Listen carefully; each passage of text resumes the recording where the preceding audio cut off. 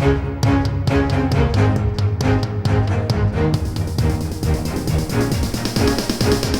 is the Washington Times front page for Tuesday, October 18th, 2022. Thanks for joining us. I'm George Gerbo.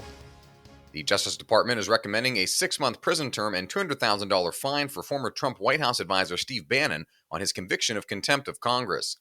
Dave Boyer reports the memo filed in court by federal prosecutors argues Bannon pursued a bad faith strategy of defiance and contempt after receiving a subpoena from the House committee investigating the January 6th riot at the U.S. Capitol. Bannon's lawyers, in a separate court filing, asked that he receive probation and for any sentence to be stayed pending an appeal. Bannon is scheduled to be sentenced on Friday. A federal grand jury convicted him in July of 2 counts of contempt of Congress for defying the committee's subpoena. Scientists and public health officials are worried the pandemic has ramped up vaccine hesitancy and amplified fringe views about how a range of vaccines are made and whether they should be required in certain instances. An emerging catalyst for vaccine hesitancy is the rise of messenger RNA, which has been hailed as a breakthrough to combat COVID-19 and other diseases. Tom Howe reports skeptics of COVID-19 shots say mRNA technology, a snippet of genetic code that teaches the body to fight pathogens, is too new and hasn't been properly vetted. Public health advocates say a majority of Americans view vaccines as medical marvels that have eradicated or blunted harmful diseases. Yet the COVID-19 fervor sparked a series of bills across the country to take a second look at school vaccine requirements. The potential employment of a tactical nuclear weapon by Russian forces in Ukraine has sparked more questions than answers and is fueling a high-stakes debate in national security circles about how the U.S. would retaliate. At its core, Ben Wolfgang reports that the use of a tactical nuclear bomb is a proposition that cannot be fully understood or planned for. No such use of a weapon like that has occurred in human history. America's 2 atomic strikes during World War II, targeting Hiroshima and Nagasaki, are widely considered strategic attacks, designed to cause much more damage as a means to achieve a broader, decisive outcome. By that definition, the use of the bombs worked, leading to the surrender of Japanese forces.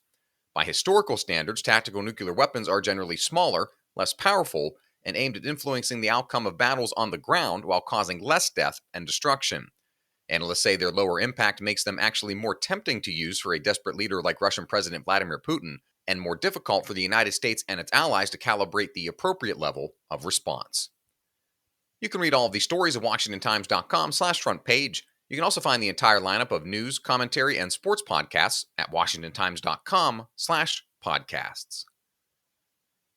Nevada Senator Catherine Cortez Masto is the most vulnerable Senate Democrat in this year's elections for many reasons, but national politics reporter Seth McLaughlin reports a big one is the absence of the late Harry Reid. Reid dominated Nevada's political scene for decades before bequeathing his seat to Cortez Masto in 2016. Reid died in 2021, and Cortez Masto, the first Hispanic elected to the Senate, is now struggling to replicate Reid's political machine. She's compensating by running fierce ads against Republican challenger Adam Laxalt, and hoping that a message about abortion rights can get her over the hump. The Labor Department's Inspector General says criminal syndicates that scam the unemployment system out of billions of dollars in pandemic benefits use some of the money to buy drugs and guns. Steve Bannon reports the IG said nearly 20% of the unemployment insurance benefits that California paid out over the first 6 months of the pandemic went to fraudulent claims. The office declined to elaborate to Stephen on those crimes, but did point to Justice Department prosecutions that have been brought against offenders.